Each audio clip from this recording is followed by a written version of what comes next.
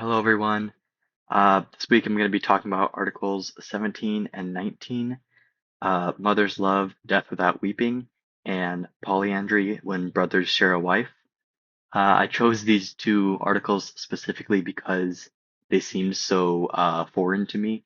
They just seemed like topics I couldn't personally visualize, and so I wanted to learn more about them.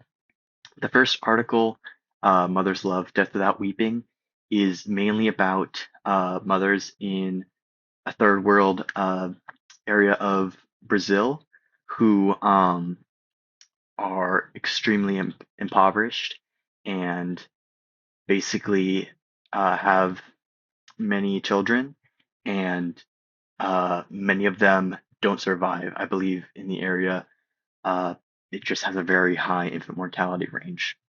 So the first question is, for women in extreme poverty in shanty towns, how is it culturally ingrained as to when they should neglect a child or let it die? And then why does that cultural adaptation exist? So basically, the mothers are taught that if the child doesn't like grab at life, it doesn't just be super exuberant, um, then it can end up showing signs of being like doomed, and they're perceived as weak or passive. And so basically, if that happens with a child, they kind of just focus all their attention on the children who they believe they can save, and they just kind of let the child starve to death or slowly die by feeding it like sugar water, which doesn't have enough nutrients in it for the child to fully survive. Um, because of the extreme scarcity in the area, the women have on average 9.5 pregnancies in their lifetime and about 3.5 child deaths.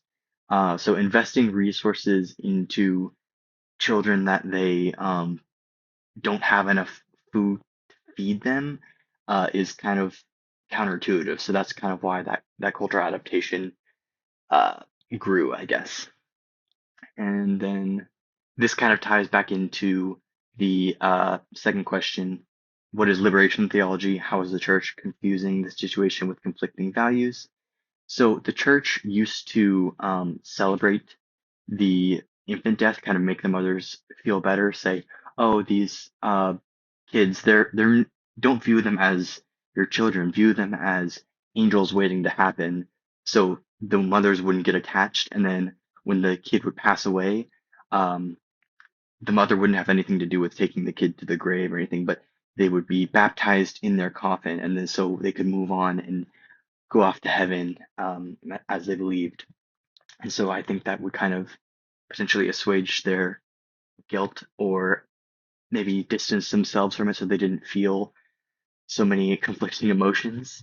Um, but liberation theology basically is a newer movement in the Catholic Church that is trying to kind of curb this, being like give food to all the children, and they stopped baptizing kids after they died, or kids who were on death's door and started kind of berating their mothers, being like, "Hey, go home, feed your children," um, which is kind of contradictory because the church also at the same time is not preaching any ways to stop accidental pregnancies, or uh, they're still preaching against like contraception and family planning.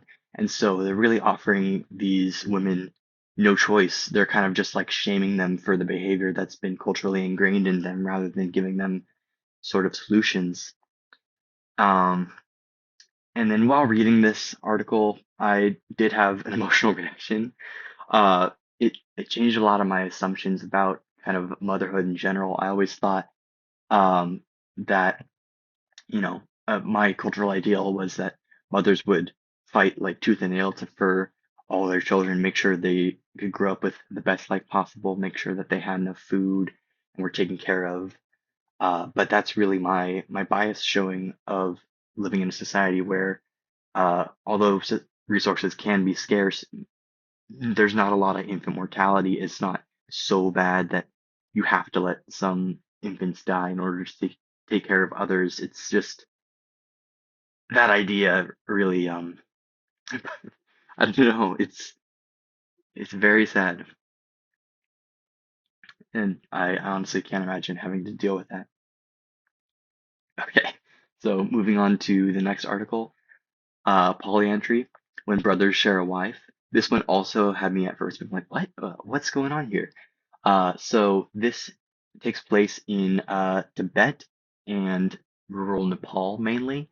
So the idea is that a family of brothers, I think the given example is three brothers, will marry one woman, and in order to keep access and maintain access to families' farm and land, animals, and basically have communal division of labor in order to better support like a family unit. So it'd be three or so brothers marrying one woman, and then any kids they have would be raised communally as if they were each person was the father of the kid. Even if one person knows in specific that this one is my kid and that one's his kid, they are raised like they're all dependent on each other. And um, what economically supports polyandry for Tibets, basically, kind of as I mentioned, is there's an extreme scarcity with arable land. They live in this very high mountainous region.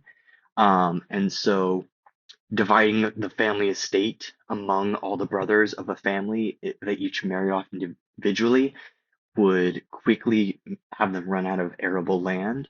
And so they all kind of collectively end up marrying one person. They all share in the family's land and animals, and they can all work together on the land as a group. This arrangement is actually beneficial specifically for the younger brother because they might have gotten the smallest chunk of land, or if they go off on their own to get their own family, they would have to do all the labor themselves, and they wouldn't have any of the access to people or friends to help them like work the land. So, what are Tibetan core values around the purpose of marrying, and how are the values different from marriage in the U.S.?